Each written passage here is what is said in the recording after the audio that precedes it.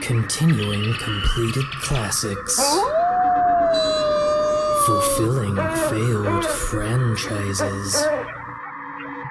Reinvigorating reviled rehashes.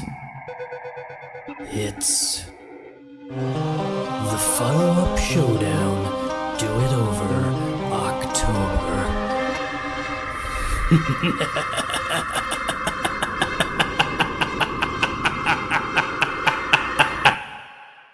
Hello and welcome to the follow-up showdown to Nerds in Quarantine, where we still give worthy second chapters to stories that don't have them. I am your host, Karen's Baby, also known as Paul Getz, and I am thrilled to announce that I am joined today by my two co-hosts, Travis McMaster and Lauren Picorni. Guys, what are your mother's names? Judy. Demetria is my mom's name. So we've got Judy's Baby and Demetria's Baby. That's a good horror movie name. Oh, yeah. Demetria's Baby. Rife with good horror movie titles. Well, I'm thrilled to have the whole gang here, and what better film to celebrate the occasion than 1976's Look What's Happened to Rosemary's Baby, the TV movie sequel to the 1968 horror classic Rosemary's Baby. I believe this is the first TV movie we've done on the show. Yeah. We've done straight to video, but this is a new low. TV movie. Yes. I you know what? I will say I enjoyed it probably more than like Dumb and Dumber 2. I can think of few movies I've enjoyed less. And what an interesting thing TV movie is as a concept. Because I would say that even today, in the world of Netflix, where Netflix is putting out movies of its own and being nominated for winning Oscars, the TV movie, by definition, is still a bad thing. I mean, not bad, but just worse. You understand if you're watching a TV movie, you're watching a worse quality movie. Actually, if I can defend the TV movie for a second, I think they look bad in retrospect because we have much better things to watch. But I think the TV movie was meant to exist somewhere between a regular TV show and you're going to go out to see, you know, Kramer versus Kramer or whatever big movie you're going to go see. And I think only with like retrospective goggles we go, why would you waste your time with this? Well, I would say that stuff is still around. I mean, almost like a Lifetime is like almost a whole channel of that sort of like. Well, I'm saying that people do have an appreciation for sort of just having entertainment, whatever quality. I mean, I've enjoyed some Disney Channel original movies, you know. And remember the miniseries of the 90s, like the 10th Kingdom and stuff? Mm. Yeah, I get, you know, there are exceptions to the rule, I guess, like with anything. Shining. But this movie was not one of them. Now, before we start getting into the subjects at hand, I am stoked to say it is time for 2 Travis McMaster minutes.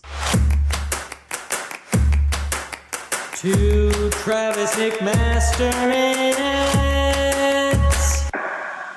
Oh, okay. You ready? Oh, you have it written down this time. I wrote them down. I want to try one if I write them down. I suspect it will be more accurate but less entertaining. Well, you've tried this before with mixed results. Okay. All right. Let me know when you're ready. I'm ready. All right. Go. All right. Rosemary and Guy move into a new building and their neighbors, oh no, are a coven of witches grooming Ro to be the vessel for Satan's seed in exchange for Guy's acting career. That's a very straightforward descriptor. The movie presents it as like a layered mystery, but that's the plot of that one in a nutshell. And then she ultimately, once, you know, it succeeds, they impregnate her, she gives birth to Satan's son. She's the only one who knows about it, who could maybe try to do something about that, but it's her child, so she doesn't. The movie ends with her rocking him to sleep. Very bleak. Part 2. Yikes. So it's a number of years later. The baby Adrian is now a child and kind of evilly and omany, you know, and the coven chases Rosemary and Adrian because she flees with him, I guess. And then they like put her on a bus, which might have been a metaphor for something. I don't know. She was kind of trapped in a hell bus whenever we saw her later as Patty Duke.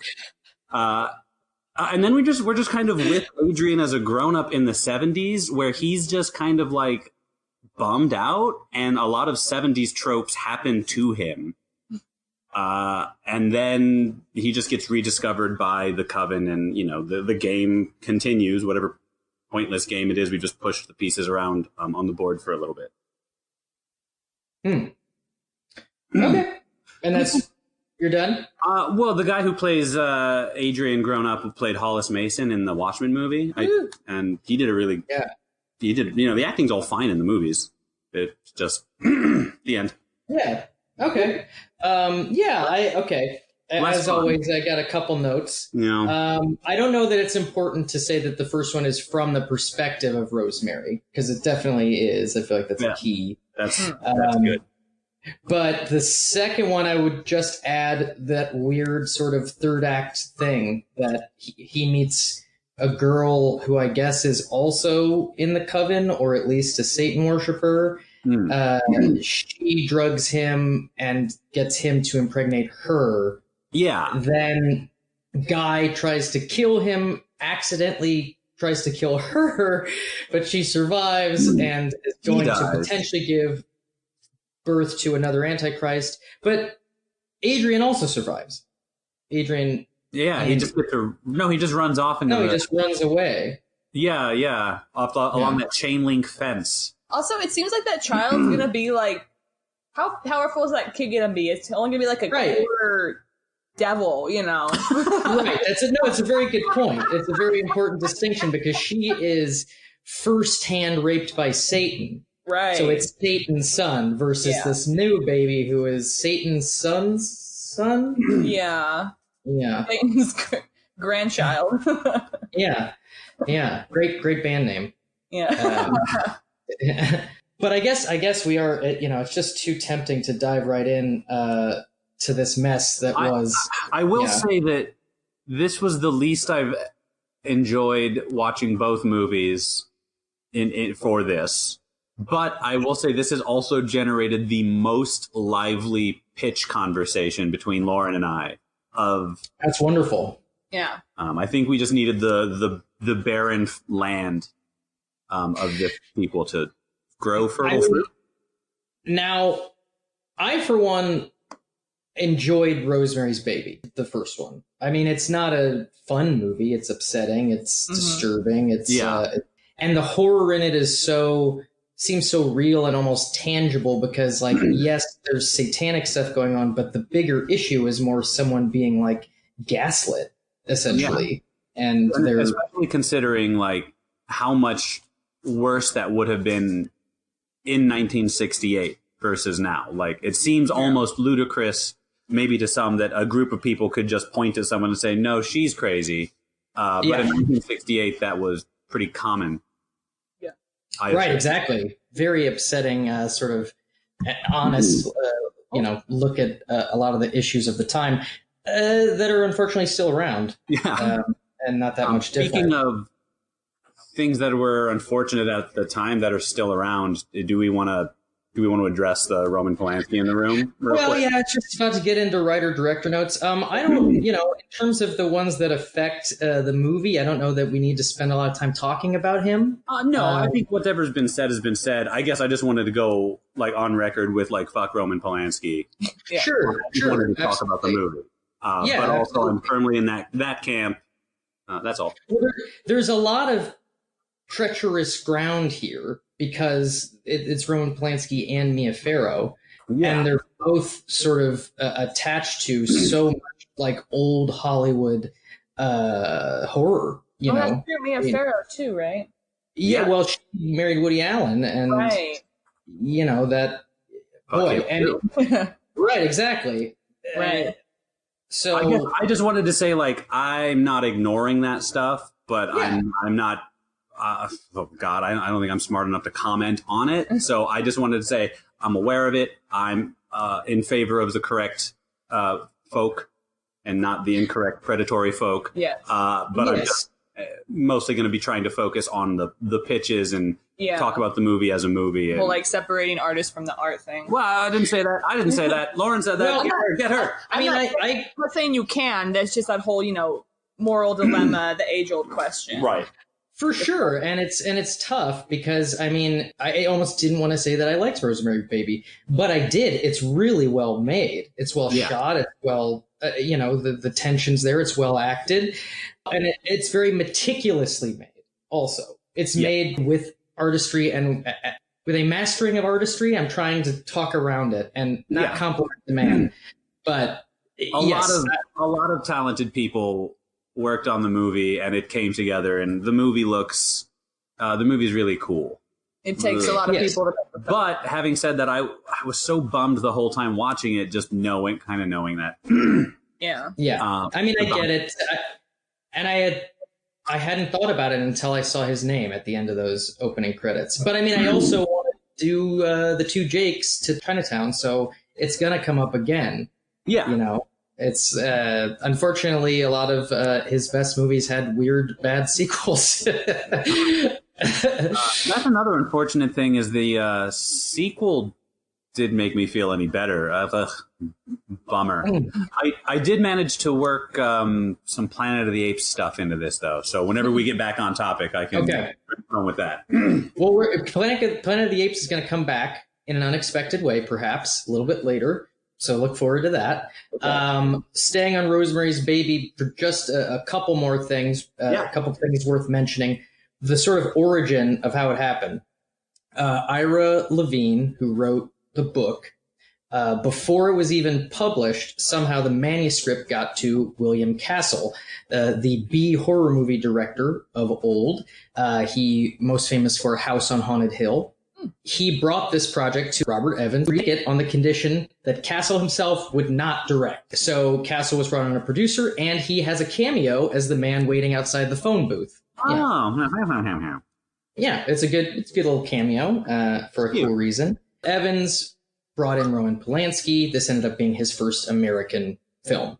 Now, moving straight past that on into the actors, the first actors approached to play Rosemary, Tuesday Weld, who fit more of the mold of what was expected of the Rosemary character, to more of like a full-figured girl next door type that they were looking for to begin with.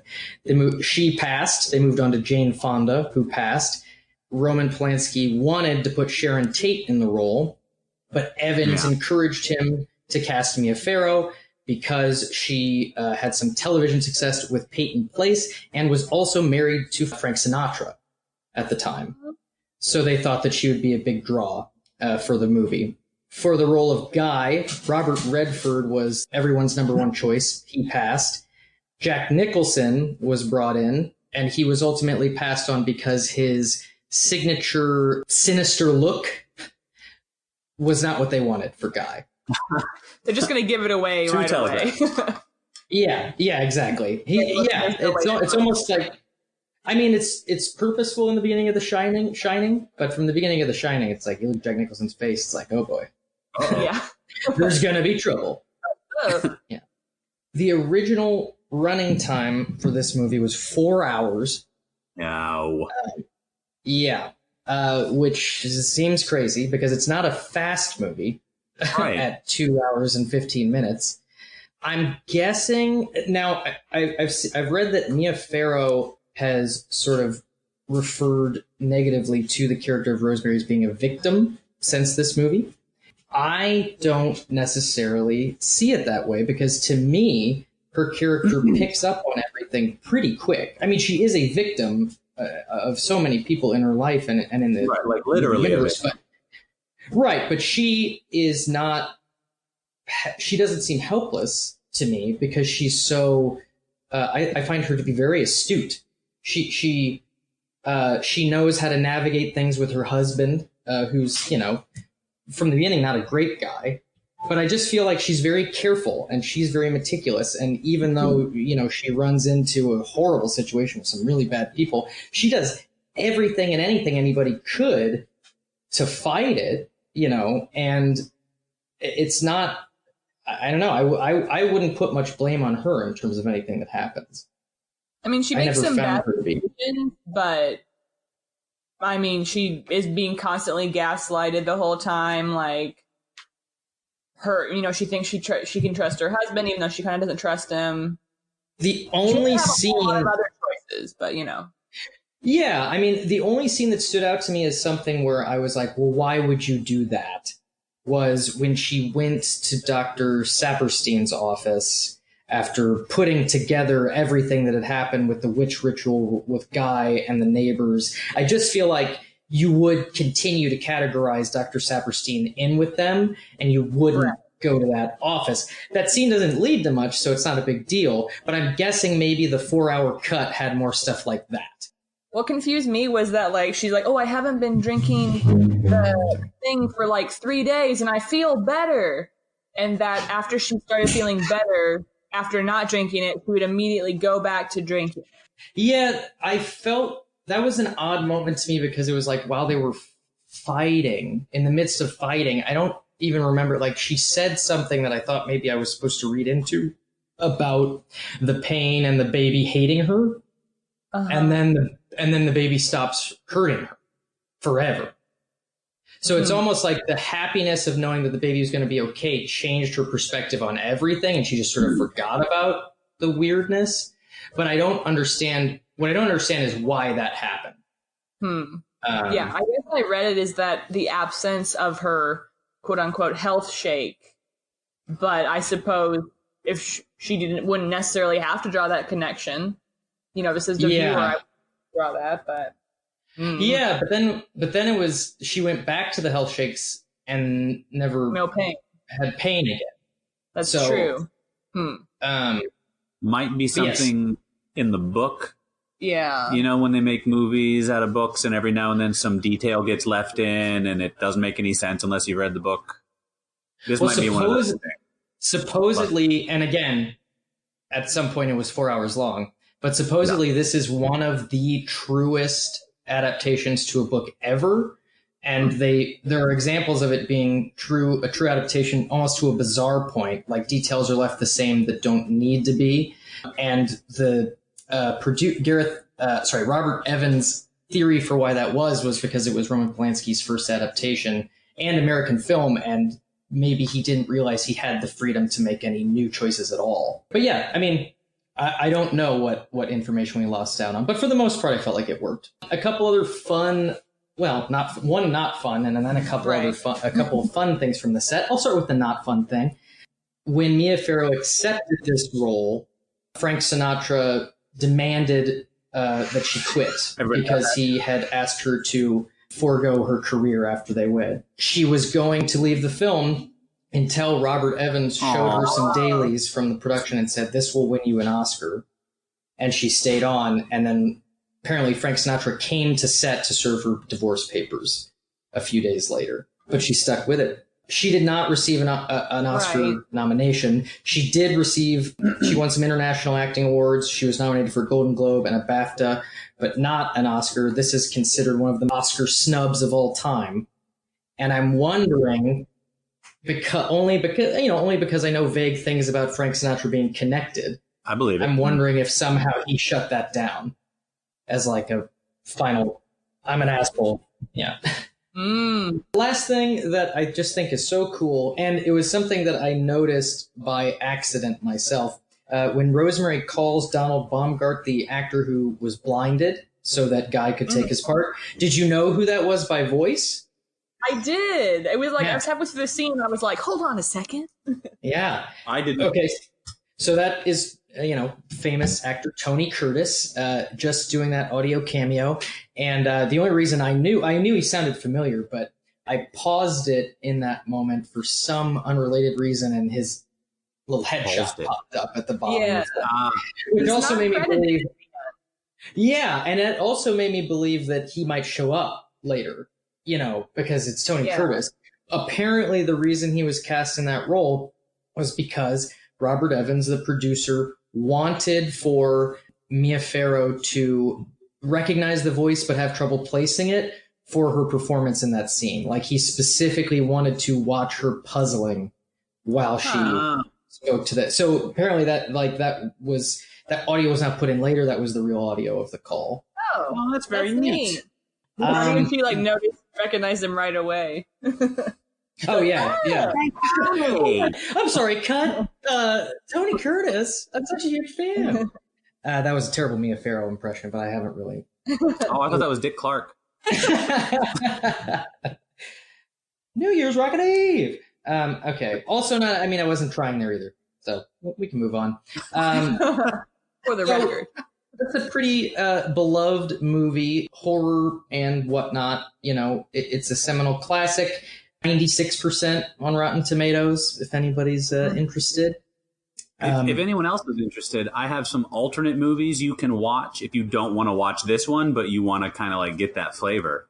Yeah, it definitely seems like this was the first in a genre of horror that I've definitely, and it was interesting to see it, having not seen it before and not really knowing fully what it was going to be, to sort of see so many other movies I've seen since in it. But I also found this one to still be interesting because it was unique still, even though these tropes have been explored over and over again since.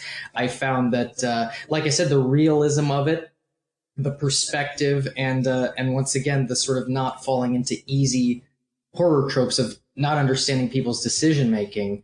I don't know. I found it to still be complex and not in any way boring, even though it's slow. Well, I mean, it's definitely. I think a lot of people would probably watch it and think it was super, super boring. Yeah, I can see that. I know what you mean, though. I know what you mean. Well, The Omen is it's similar in the woman seeing something and perhaps not being believed, but she's like, no. And there's a lot of movies that sort of jump off from that genre that sort of leave the demon aspect behind, but they are about a troubled child or something like Hereditary. that. Hereditary is a huge influence on this. In fact, I thought of this as almost like a prelude to Hereditary, or totally could have been within the same universe. The ritual stuff was all very similar. Yeah. But yeah, I mean, even The Good Son or We Need to Talk About Kevin, those are more of the female perspective sort of part of the movie, less the ritualistic sacrifice part. Go ahead. Sorry. Go ahead. No, please. I was going to do that was a big Planet of the Apes. Okay, go ahead. And then I'm going to hit you with the other Planet of the Apes things right afterwards. I'm really curious about what yours is, because I only know of one. Okay, well, maybe you know it then. Is it Maurice Evans? No. Oh, Hutch. Oh. Hutch, yes. Whew, love Hutch. Yeah, he was great. Hutch. So I didn't know Maurice Evans was going to be in this. And the way that Maurice Evans says, well, they didn't do a very good job of rehabilitating her. They did not rehabilitate. The way he said rehabilitate snapped my eyes up. And I said, that's Dr. Zaius. I think that's Maurice Evans. And sure enough, those were his squinty little eyes. I loved the way he spoke. In general, Hutch, couldn't have loved Hutch anymore. You'll find that out when we talk prequels. It's all about the Hutch. Starting to move into look what's happened to Rosemary's Baby, our sequel, and let's stop and talk about that title in just 1 second. The Planet of the Apes thing I wanted to mention is the writer of the movie, Anthony Wilson, only wrote one other movie called Newman's Law. Doesn't sound great. But all of his other writing credits are television. He wrote a Twilight Zone, wrote some Bewitched, and he wrote for the Planet of the Apes television series. Yikes. Yes. Which, have you seen any of that, being such a ape head? I, in fact, have seen some of that. I have it on DVD. I have not. I've tried many times to get through it. I failed Roddy McDowell and Mark Leonard so much I haven't. The director of Look Who's, or Look What's ... is Sam Osteen. Rosemary now. Who was the editor of Rosemary's Baby. So Sam Osteen, who edited the first film, and an extraordinary editor, edited Cool Hand Luke, The Graduate, Chinatown, a lot of other hits. He stepped up to do the directing on this one because I guess he felt like he had the know-how, having cut the first one from 4 hours to 2:15. But apparently they're different skill sets, you know? Maybe. I don't know what he had to work with at the time. I don't know what his credits were. Look, I'm not prepared to throw anyone under the bus for look what's Rosemarying now. Okay, let's talk about the title. That title, Barely polite. Look What's Happened to Rosemary's Baby. Is it a reference? Are we playing on what happened to Baby Jane? Whatever happened to Baby Jane? Maybe that was part of it. Is this a phrase from the book or something? Well, and for that to be the title, ultimately not that much happens to him. He has a little bit of difficulty not getting in trouble, I guess, is like the worst that he... Yeah, but I mean, literally what he does in this movie is just like what Billy Jack did. It's just like every picture we've ever seen of our dads from that era look like they were just doing what he was doing in this movie. Every song I've heard from 1976 is just about a guy doing what he does in this movie. Well, the full title is actually Look What Happened to Rosemary's Baby, not much. Yeah. Yeah, they just cut it off on all the posters. Too many words. Too long. Whichever two. Just lose them. I mean, sort of like you were saying earlier, or like we were saying earlier, you don't really know what happens to him in the end. He just kind of runs off. You don't even really get to find out what happens to Rosemary. I guess she got driven to hell on a ghost bus. It looked like she got driven to the Black Lodge or to Nightmare on Elm Street Part 5. Was she not in the rest of the movie? No, she I never. thought that big hair was her. You get Patty Duke for as long as you get Patty Duke. You don't get her for the whole movie. Oh, funnish fact. Patty Duke auditioned for Rosemary in the first one. Huh. Was thrilled, I guess, to get it the second time around. Other Patty Duke fun fact, she was in Valley of the Dolls and is amazing in it. She was not amazing in this. She was wretched. No one was. See, I would argue that the Stephen McHattie, who played Andrew Adrian, I thought he was great. I have no problem with the performance he gave. I have a problem with the material, but I thought he was charismatic enough that I would have liked to have seen him go full Antichrist and like really mix it up. You know, I think he could have handled it. He's a great actor. Have you ever seen Pontypool? It's a really sort of cool indie horror movie, a little bit more modern, that's about people being turned into zombies by radio waves, and he is a disc jockey, sort of like at the end of the world. It's really cool. That's amazing. That does sound cool. Yeah. Have you ever seen the episode of Deep Space Nine, Pale Moonlight? No. Sorry, that's not funny. No. No, I mean, I brought it up that way because obviously that's a very me-specific thing to bring. It's a really great episode, though, and he is, of course, amazing in it. He plays a Vorta. Ah. Oh, I could see that. I could see him having scales on his head or something.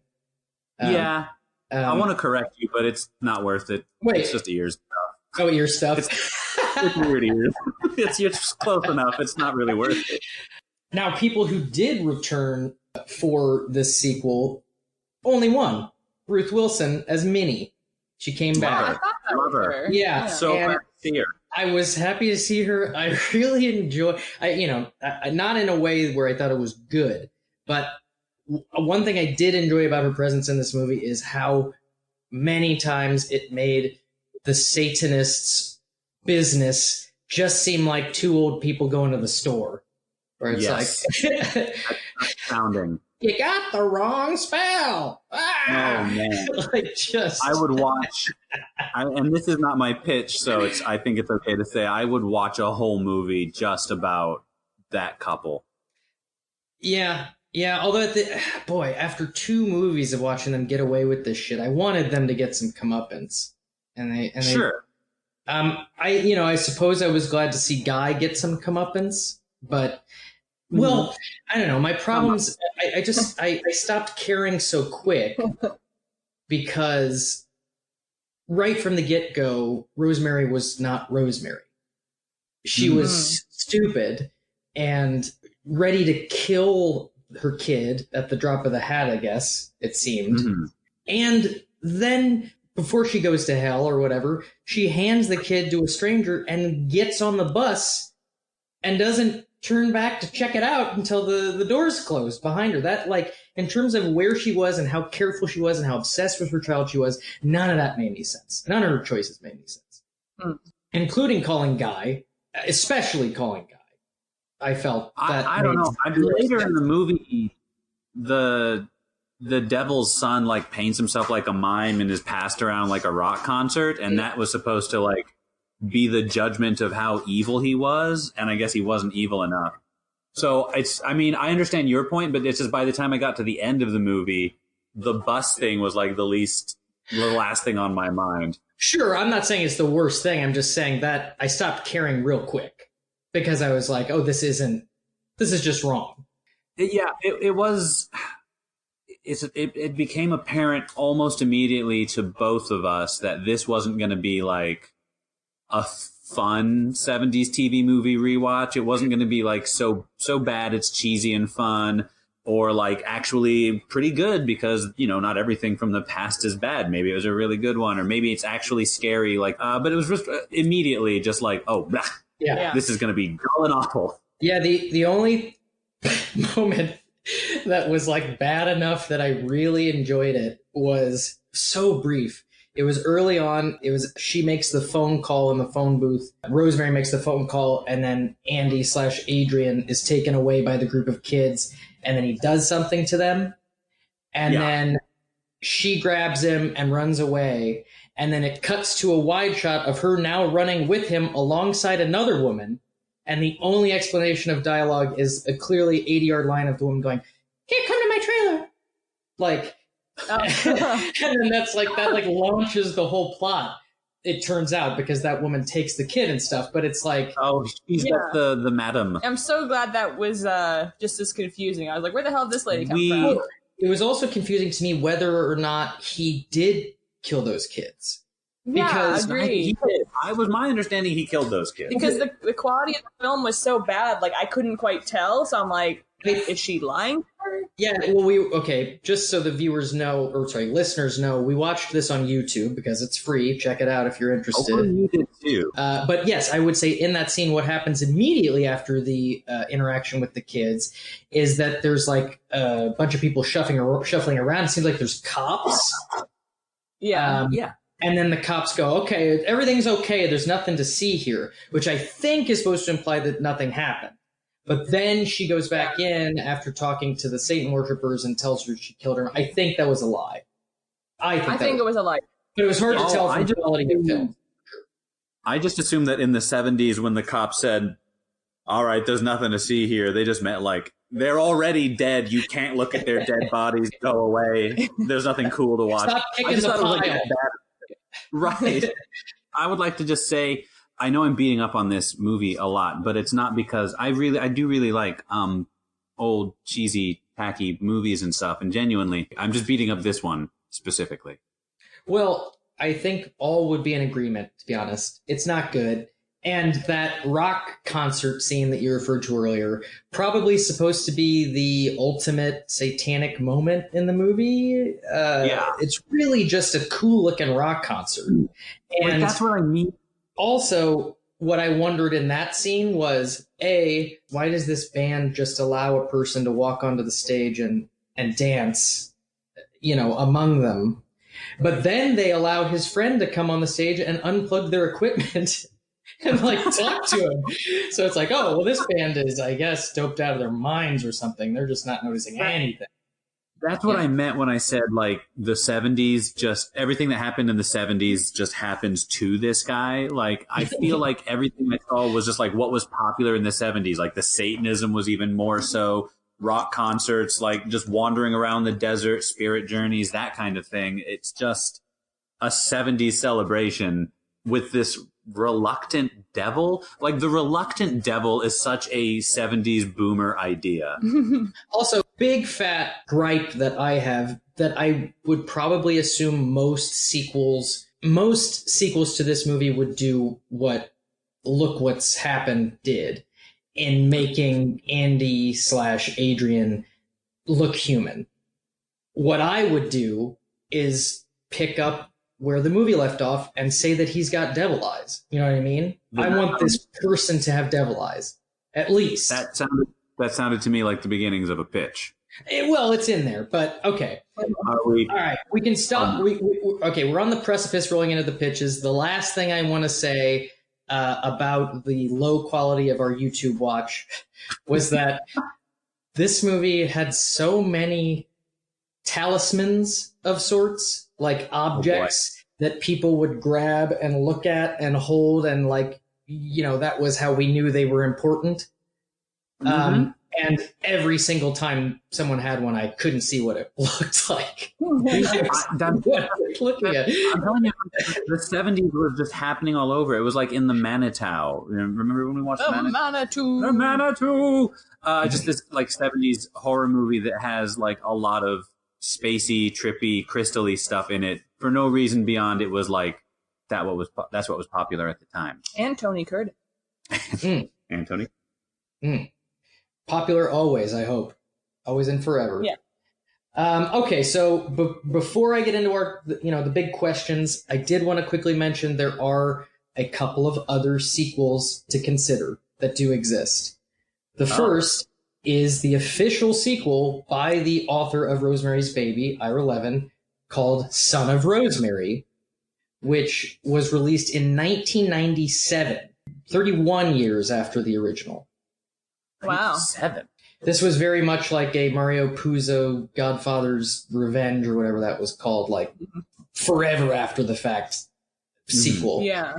The plot of that is as follows. When Rosemary attempts to escape with Andrew, the Coven puts a curse on her that puts her into a coma.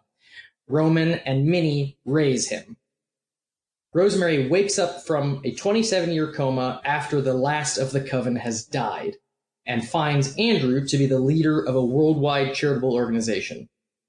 He claims to have rejected the teachings of his surrogate parents, but Rosemary comes to suspect that he might be an unwitting Antichrist who will still end the world. Turns out she's right. After putting on some sort of candle-lighting ceremony, Andrew unleashes a deadly virus that kills all of humankind. The gates of hell open, and Satan comes to Earth, sending Rosemary to hell. Then, Rosemary wakes up in 1965, still married to Guy. They receive a call from their friend Hutch, offering them a spot in an apartment building that they lived in before the Bramford, so it was all a dream, it turns out. Okay. Bold. Yeah. Oh, bold, yeah. I mean, writer himself, like, never mind. Yeah, well, I think, and then there's a little bit of a, Hutch mentions some things. Okay, so you know how the first movie has an anagram. So the second book also, well, same in the book, and the second book also has an anagram called that is roast mules that is never explained. And Hutch mentions roast mules and something about candle lighting in his phone call, and then this leads Rosemary to believe that she's had a premonition of things to come. So it's sort of like doing a Dark Tower where it like resets the situation, but this time the character has knowledge going into it. Spoilers for Dark Tower. What is roast mules an anagram for? Apparently the author has never explained it, but some guess that it means soul master. That sounds like a cool board game, like one of those VCR board games, Atmosphere. Yeah. There's some speculation that, maybe her waking up from the dream is her waking up in hell. That was my first thought. Yeah, like trapped in the cycle of the horror that will be her life. Because I've actually gotten it into my head before that what if we are in hell? And one of the things hell does, since you're there for eternity anyways, they'll just let you live a normal life for, say, 36 years. And then they'll just flip the switch and go, just kidding, it was hell the whole time. Remember? It's one of the games we play. So I'm always vaguely on the lookout for that. Yeah, that's a good hell gag. Classic. Beyond that, there is another sequel. And this is an interesting one. This is an unofficial sequel, but it is a short from a horror anthology film that was released in 2017 called XX, I think it's called. Yeah. The short is called Her Only Living Son, and it's written and directed by Karen Kusama, who writer-director of Aeon Flux, Jennifer's Body, and the Nicole Kidman thriller that came out this year, Destroyer. So she's pretty highly respected. But the premise of that is as follows. It tells the story of Rosemary's name in this is Cora, but her son is still named Andy. So it tells the story of Cora, whose son Andy is becoming more violent at school. He tears out a classmate's fingernails. But he's not getting into trouble because seems to be like casting a spell on his superiors. And so, to the horror of Cora, Andy more and more embraces his father's power, turning into more and more of a demonic beast. Satan comes to collect him, but at the last minute, Cora hugs him and says that she'll never let Satan take her son. Moved by this, Andy chooses her over his father, and then Satan kills them both. Aww. Of the ones that exist, I think that's the best. That does sound interesting. I mean... Is that the movie that had, like, the person passed out on the lawn with the Solo cup? That, I think, is Project X. It sure is. Yes, it's like a first-person camera POV party movie. That I was, and not to brag, I was up for the lead in that movie, and I got to the final round of callbacks. That's so cool. Yeah, and then... I haven't seen it. Who's the lead? It's a guy who looks a lot like me. His name's Thomas Mann, and he's gone on to have a fabulous career. Thomas Mann. He's in Beautiful Creatures. You've seen him in something, I'm sure. He doesn't look that much like me. He's my type. Yeah. Sure, okay. I can see how that's a Paul type. Well, you could have been Kong Skull Island, man. Yeah, really, exactly. But I know where I lost it. I lost it in the chemistry, like, seduction scene. They had us do round after round of scenes, and it was the scene where it was like supposed to be the girl coming to like seduce me, but it was a casting guy reading the lines, and I remember feeling the iciness of the reaction. I tried, but that's where it slipped away. That's really cool, though. Yeah, not bad.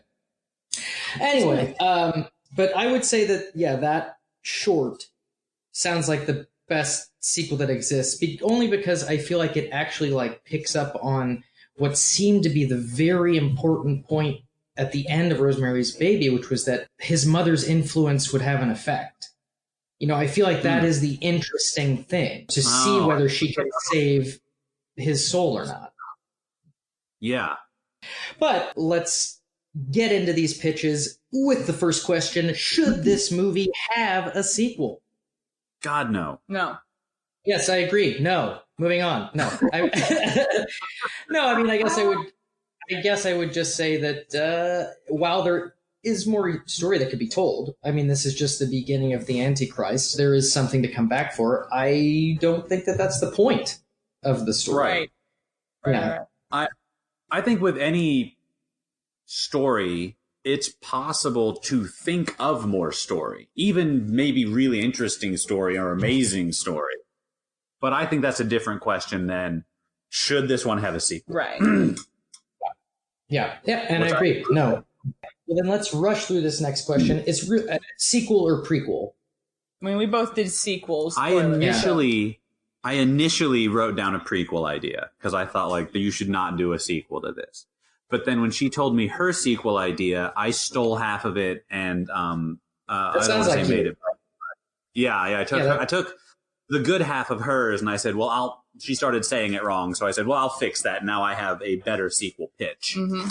Nice. Which would not be possible without you. Yeah. Mm-hmm. Oh, well, that was classy. That part. Well, okay. So then what if you have it handy, what was your vague prequel concept? My vague prequel concept was You really roused my appetite. Minnie and Roman. I just wanted to do a prequel. Like, let's see how this coven came to be. He said he was on the move from like the 1910s up through the 60s. I kind of just wanted to I was starting to percolate like a roadshow movie where we would see these colorful, interesting, benign but evil characters throughout, American history. Coming together, culminating with, like in a sort of Red Dragon-y way, culminating like with the last scene being like the scene just before the first scene in Rosemary's Baby. Oh, nice. So like you get to see how they kill the neighbor, the laundry room girl. It was something like that, or like the first scene would be, we've got a new couple coming to look at the apartment tomorrow, or something Okay, to got that it. effect. Like the way the Thing prequel ends, where it's like, right up to the first one. There you go. Yeah. No, I didn't see that. I saw Red Dragon, which is the last scene in that movie. Yeah. Oh, what's her name? Chilton. Yeah. Yeah, perfect Hannibal Lecter impression. Yeah. What's her name? Oh, hang on. Let me try again. Hold on. What's her name? That's good. Yeah, that's very good. I think he says put it. That What is her name? What's her name? Oh, don't put that in. That was awful. Who was that? What is her name? What is her name? Do you have a title for that, by the way? All of them witches, or whatever the book. Yeah. A quick aside for another thing that bothered me in the sequel: to go so far as to get the same woman to play Minnie, and then cast a guy as Roman who's bald, when Roman has a full head of white hair in the first one. So he's old. So it's not that he lost it in that time. Like, I don't understand why they didn't cast someone with white hair. I guess that's my big thing. I thought that guy was fine. I thought that guy did well. Wasn't it supposed to be like later, like 10 years later or something? But I guess my assumption was, even in the first one, that the fact that they're old and they're Satan worshippers, my guess is that they're extending their life unnaturally through spells and stuff like that. And it's really the only thing that makes sense in terms of them making it to Andy's adult years. Oh, do you not agree with that? I would be surprised if you don't agree with that. I don't have an actual opinion. Anyways, wish they wouldn't have cast a bald guy. That being said, his performance was fine. So my very vague prequel idea is, I was tempted to write the management that you were drug addicts and litterbugs. Just a very happy story about chronicling Hutch and Rosemary's friendship. You show how they met.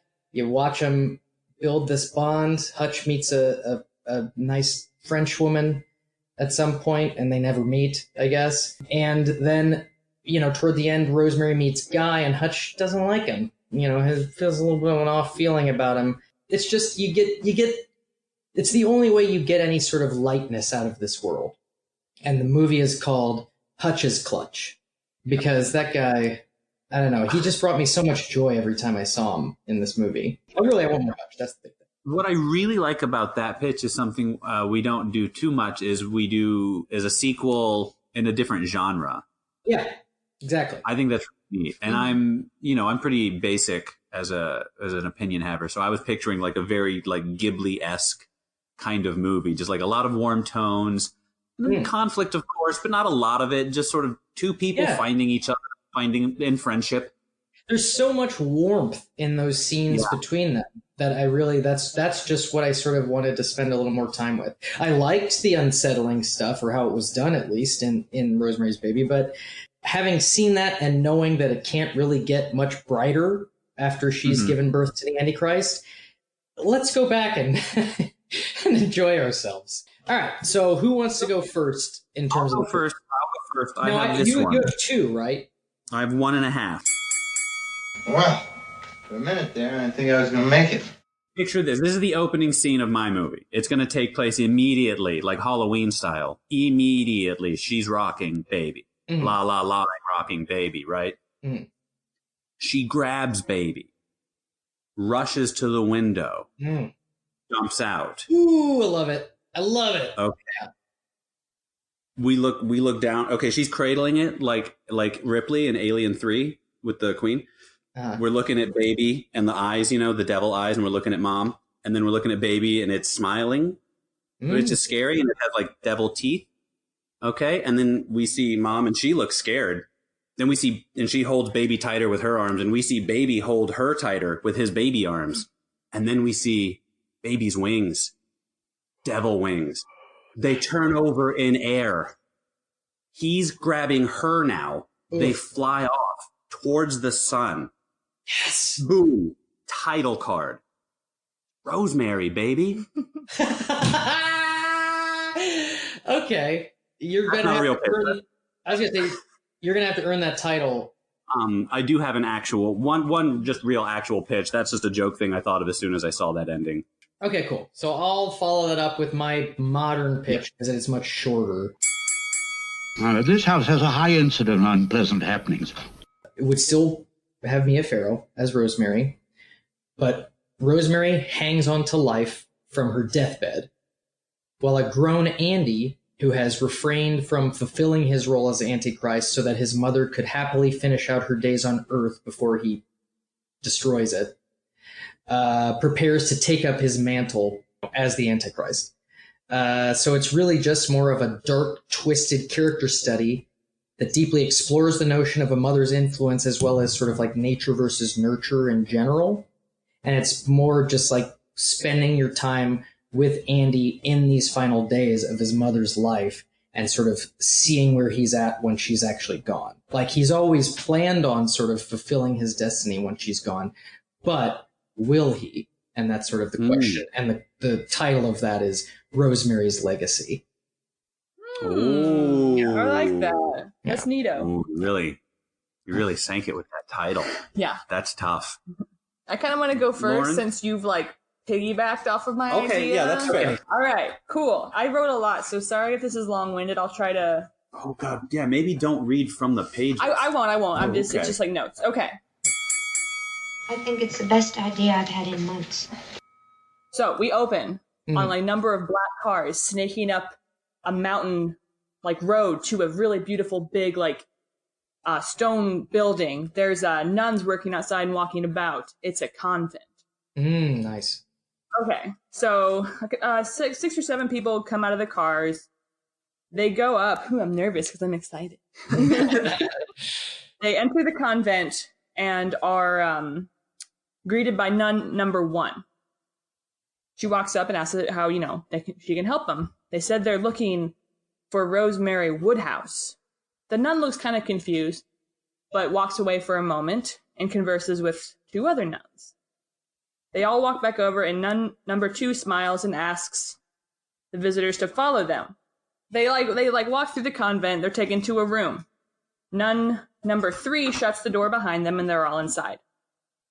The visitors look around kind of confused because there's no one but them in there. They ask where Rosemary is. One, like the main visitor, walks forward to find that there's an invisible force holding him back.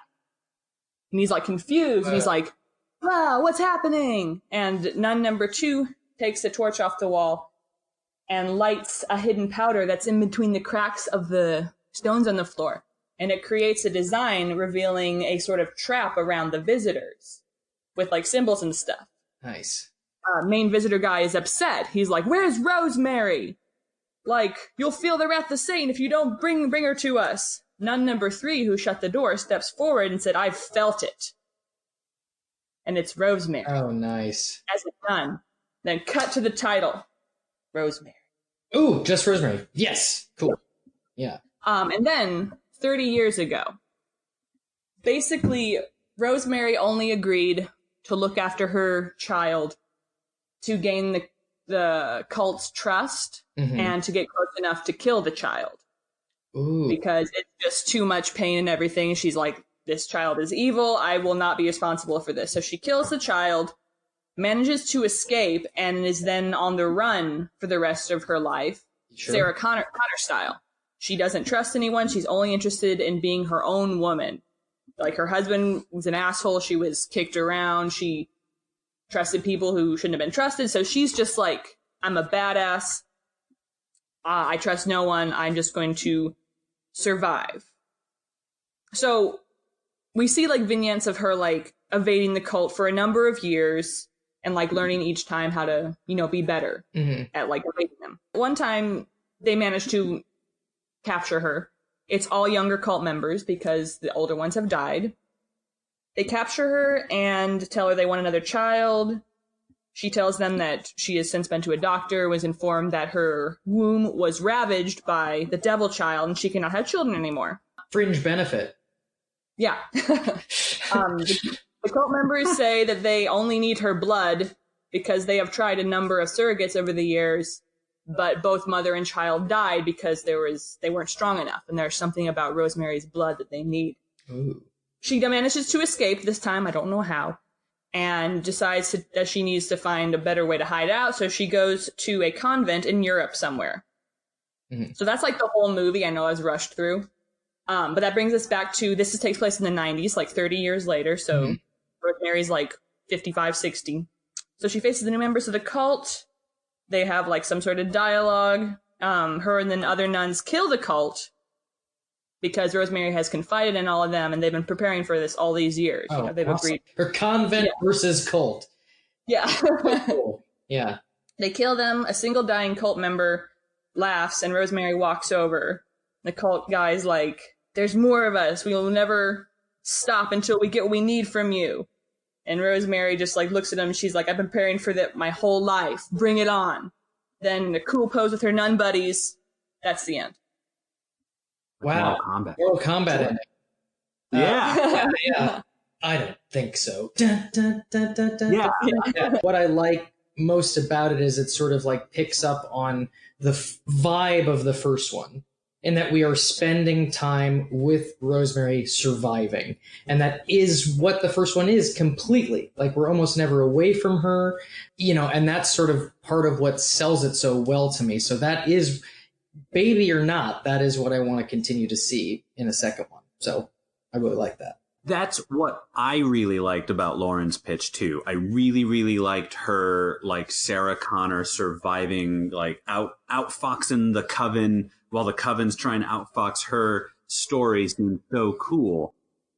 So I'm saying I'm a hero for stealing this part of your pitch because I'm making your story better. Oh, it's hot in here. Okay. Madame and Monsieur shall have the dessert after all. Mousse au chocolat. This is I'm going to walk you through essentially just the trailer.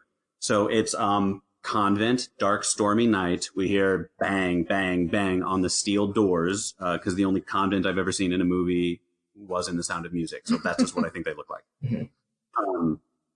A nun rushing through the dark hallway, passing other stone rooms. We get to a nun who is like praying, like she's clearly like, however you indicate, head nun. The nunnery hierarchy. She's the Maggie Smith of these nuns. Mm-hmm. Mother Superior, they call that. Thank you. Yeah. That's it, Mother Superior. Mm-hmm. So she's, just like with Lauren's pitch, basically, like, there are people outside. They're asking for Rosemary. We're not meant to know that this nun is Rosemary. Mm-hmm. I'm not going to pretend that we don't know that now. We all heard Lauren's pitch. Mm-hmm. So she goes with this nun, the Mother Superior, to these, very garishly dressed individuals outside. We don't get a good look at them, but they're meant to be the next generation of this coven. They were brought up by the people we saw. So they're, as ostentatiously as they were dressed, they're a little unusual. And the coven people are grinning, and the nuns are all very grim-faced. Mm-hmm. So she comes out, and they're like, "Rosemary," or "Miss Woodhouse," or whatever, "we found you." They've been looking for her all this time. They had just wanted to see that it was Rosemary before they invaded. They saw her, so they go in. Oh, they can't. There's a force field of some kind of thing. The coven's eyes get dark or whatever, or glow. We do some, like in the sequel we saw, their eyes get a little spooky. Mm-hmm. Rosemary seems to smirk without smirking. This is not a woman who smirks. She has the upper hand. As in Lauren's pitch, as indicated, the nuns are all on board. If anyone is going to believe Rosemary's story, it's this convent. So they've been practicing. They're ready for her with their, knowledge of ancient religions. Mm-hmm. She's got the upper hand. But when we go back to the coven people, he doesn't look like he doesn't have the upper hand anymore. He looks like he still has it. And he just says something like, "You weren't expecting all of us." And as the camera sweeps back, we see there are coven people surrounding the convent. Everyone. So what we essentially have is like an assault on Precinct 13 for the whole movie with. So then we get like the title card, which right now I have written down Adrian's Revenge. I did like someone said Rosemary's Blood. I like that a lot. Nobody said that. Take it. Okay, Rosemary's Blood. Everyone did. Yeah, it's part of my plot. Right. So I was like, so it's called Rosemary's Blood. I don't care why. It's just cool. And you see the coven people on the outside, and you hear that knocking on the steel door again. Boom, boom, boom. But this time we're inside. We're not looking at the front door. There's a door deep inside, one of those steel prison doors with just the like eye hole part cut out. And Eve Fang takes us closer and closer. And inside we see chained up a blonde boy with the devil's eyes, Adrian, and he's screaming like a madman, "Mother!" How old? Just 52. So he's not a boy, he's a full-grown middle-aged man. The idea being that, like, when Adrian fled at some point in the past, she took the child with her to the Covenant, to the convent, has had him chained up as prisoner. There's maybe a philosophical conversation to be had at some point inside with, like, you had the son of the devil and you chained him up in a hole in a wall. That's not going to make him less evil. You know, something like that. Yeah. Yeah. I mean, I feel like that a lot of that movie would be going into the backstory, the filling in of the gaps while they await the assault. You would structure it somehow so that, like, as the coven penetrates deeper into the convent, using Adrian as a central point, that you would be breaking in deeper and deeper into Rosemary's backstory and et cetera, et cetera, et cetera. All the while seeing, like, these old nun ladies kick ass against these coven people, really towing the line between, like, Sabrina the Teenage Witch and Rosemary's Baby was. Well, yeah. Cool. Down. Yep. All right. So then final pitch. Very excited. Okay. So this is more of a direct sequel. This is a direct sequel. Have some more wine. Quick gripe with this, what's happened to Rosemary's Baby. When it began with Rosemary wanting to leave and take the kid right away. It was as if it was picking up the next day, but the kid was like 8. Yeah. You know, it was 6 to 8. So it's like, I don't see how that would have worked, that they would be there that long. And it would just sort of be like passing, like, oh, we should go. Right. That's why I felt like a sequel either had to be, okay, immediately next, or it needs to be like decades later. Because any middle ground, it would feel weird that you would go along with it for almost a decade and then suddenly into the night. So I tried to walk that line with this, but we'll see. We'll see how it plays. Okay. 6 years later. So Andy is 6. Rosemary and Andy have settled into a sense of, twisted normalcy, living at the center of the Bramford cult. Separately from this, so a subplot, Guy Woodhouse lives his own life away from all of it. He's at the height of his fame and his career. He's a huge success in the acting world. But it's all turned to, like, ash in his soul. Nothing makes him happy. He's angry, even getting violent all the time. He's severely haunted by the dark acts that brought him to where he was. And again, loved the scene at the end of Rosemary's Baby where she spits on him. Because you can tell that he, as big of a piece of shit as he is, you can tell he has some semblance of guilt and conscience at the end. And of course it's not enough. It's like, fuck that guy. Anyway, so I like to see him suffering. Okay, so back to the cult. We see the inherent darkness and evil in Andy through acts of, like, raw power and, violent tendencies. But we also see that there's a calming and softening effect that Rosemary has on him. And it's clear that he loves his mother above any of the cult. They have a great, deep bond. The cult members, however, are growing impatient of Andy reaching his full potential as he fails to perform the rituals expected of him on his unholiest birthday, the 6th. They all agree that Rosemary is the problem and she's holding him back, so they plot to put an end to her. But wily Rosemary catches on to their plan and hatches an escape plan of her own, stealing away with Andy in the night. I'm thinking almost the whole first act is like a cat and mouse under the surface game of her figuring out how to get out of there. Like Misery or Get Out? Yeah, I suppose. But that's just the first act. Is like her smartly figuring a way out of there while they are simultaneously trying to kill her, basically. Yeah. So most of the movie, though, after that, is Rosemary protecting Andy while on the run as fugitives, from the cult, not knowing who to trust. Because, again, like in the shitty sequel that we got, their reach is pretty powerful. So she's like, but she's smart and she knows that. So she's constantly on edge, trying to keep them safe and trying to keep Andy's sort of secret nature a secret because he looks weird and weird things happen around him.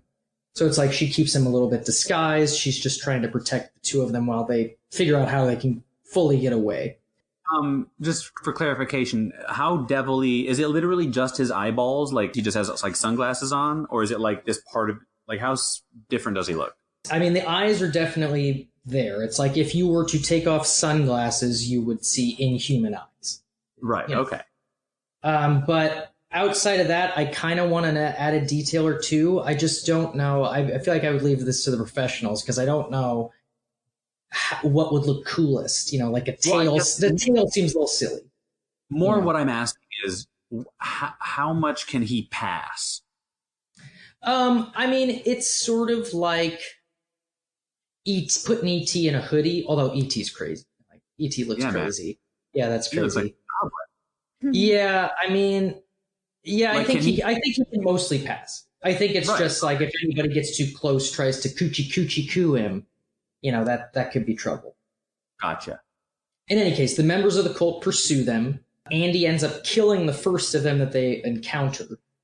An act that Rosemary discourages, preaching the idea of like peace and forgiveness to her son, just sort of trying to set a good example, even though they're trying to get away from these people.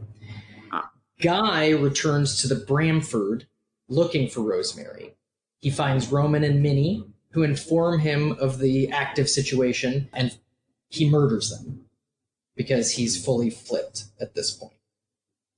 Guy goes after Rosemary and Andy with the goal of protecting them. Maybe kills a few more of the cult members on the way to finding them. In the end, he does find them, but seeing him again causes Rosemary to snap, and she kills him right in front of her son. This action appears to have a severe emotional effect on Andy. She sees this and apologizes for failing him as a mother. She's ultimately put away for Guy's murder and also turns herself in for the murders that Andy committed to protect him. And then the movie ends with Andy being taken to his new home by adopted parents. And during that car ride, we sort of have two major questions lingering. One, what kind of people are these that adopted him? And two, what kind of man will he be? So still an ambiguous ending, but more related to the mother's influence and how that factors in. The title I have for this is Rosemary's Baby, damn it. It's Rosemary's Baby, damn it. Nobody puts Rosemary's Baby in a corner. Yeah. Right. Okay. Is that not, and I haven't seen all of it, is that not Omen-esque? I haven't seen The Omen at all. So okay. I don't know. I mean, I think how The Omen ends. Yeah, it is a little Omen-esque. But it's the president, right? Yeah. Right. Or like a senator or something. At least the modern 2006 one. Oh, like he gets new parents and you don't know what happened? Okay. But that's not a disparagement on your pitch, because I think that's very compelling. Well, this would have been made in 68. We're time traveling with these pitches, definitely. Yes, and I was looking forward to a little bit of what I assume The Omen is, which is probably mostly a lot of examples of the demon child being demony. like killing things and dark things. I've only seen the 2006 one. I worked at a movie theater. Mia Farrow's in it. So I've seen really? bits of that movie. Oh, she is? Yeah, I believe so. I've seen bits of that movie. I don't know. I'm showing my ignorance so hard right now. Well, but yes, I mean, in any case, I guess what I assumed The Omen is what we would have to see at least somewhat in a sequel to Rosemary's Baby. Yeah. I feel like if anyone listening to this must be screaming into their. Was The Omen designed initially as like a Rosemary's Baby what if sequel? Because The Omen came out in 76, so same year as Look What Happened to Rosemary's Baby. That was a hot year for demon children. I mean, it's not based on a book or anything. I mean, I do know that the success of Rosemary's Baby sparked a wave of this genre of film. Right. The 70s were just filthy with demons and monsters and... Well, in any case... Also, like the part of your pitch that has to do with, like, the mother's influence. I feel like that is the lingering question at the end of Rosemary's Baby. It's like, yes, it's dark that she's succumbing to the cult and caring for her child despite the fact that he's unholy, but that is not the end of the story, in my opinion. There is what I like about that ending is it's ambiguous. Yeah. To a degree. All right. Well, okay. So then we've got a lot of pitches on hand here, but let's all go in with one, and then we'll vote. We'll vote our winner. I guess I'm going in. I'm going in with Rosemary's Baby. Damn it. Good. I don't know. I'm going to go with Rosemary's Blood. Rosemary. Rosemary. Yeah. Okay. Yeah. Paul, what say you? Well, we're voting one by one. So let's start with, of those three, what was pitched first, which was Rosemary. And I'm going to give that one big fat vote. Oh, I see. We're voting by pitch, not by person. I see. Hang on. Rosemary was Lauren. Right. I know. I'm trying to remember the specific pitch. I'm looking at my own. You stole half of it. You should know it. I know. That's what I'm trying now. I liked it. Yeah, I'll vote. I'll vote for Lauren's too. Can I vote for mine? Yeah, sure. Yeah. All right, so that's a three. That's a threer. Rosemary's Blood. Let's see what we got. Okay, that's 2 for Travis and Lauren. I'm not voting for that one. And this is sort of like teaching you, Travis, a passive-aggressive lesson from our Ghostbusters episode. I was so enamored of your It's Rosemary Baby opening that you failed to top that with your next pick. So that's true. I came in too hard. That should have been dessert. And then last is Rosemary's Baby, damn it, which was mine. I really liked it. The only reason I'm not going to vote is just because I'm unfortunately I've already seen that in The Good Omens and in The Omen. Cool. Great. So then that's got 2 votes from Lauren and I, which means the winner of this week's follow-up showdown is Lauren with Rosemary. There, Daddy, do I get a gold star? You get 2 of them. This is Lauren's first win. Awesome. I'm very, very excited for this happen. Ever. Probably not in life. I mean, you wrote like you would hope not. 6 to 8 pages in her little journal. Well, it was 2 pages, but I was excited about it. One of the things that I thought wasn't going to gel with me once you started was the idea of losing the baby right away. But it, I feel, was the one that most picked up on the essence of the original. And what I would say with any of the rest of them, including ones that maybe follow the plot more logically, is that as soon as you get out of that situation where the first one ends, it gets more fantastical. Exactly, because the movie's not, it's about Rosemary. It's not about like the baby demon cult, Satan, the future of the world or whatever.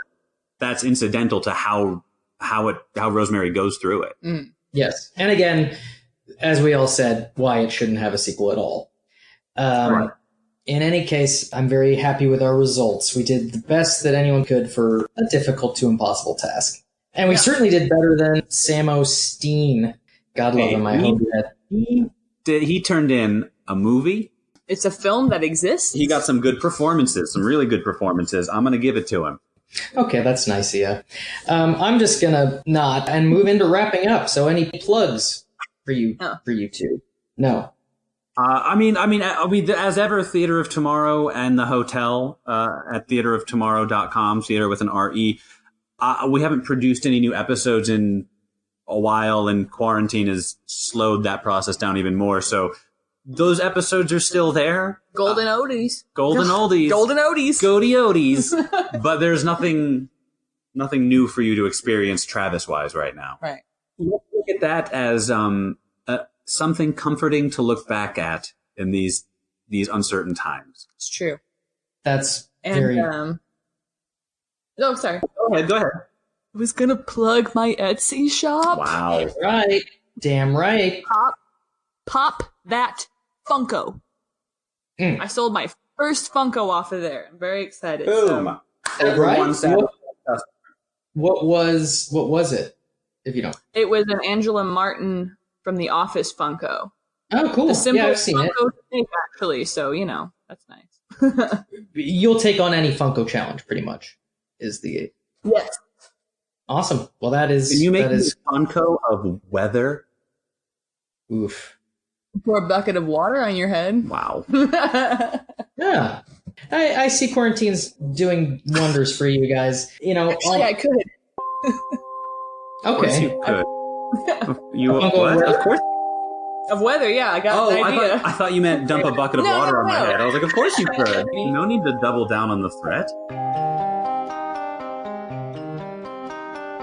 On the next follow-up showdown. Our first returning guests, Steve Clemens and Katie Hoyt. The subject, 2019's Dr. Sleep. I love The Shining so much. I would almost always argue yes sequel, but this, I feel like it's such a perfect piece. It's hard to be scared of the bad guys when they're shopping at the grocery store like normal people.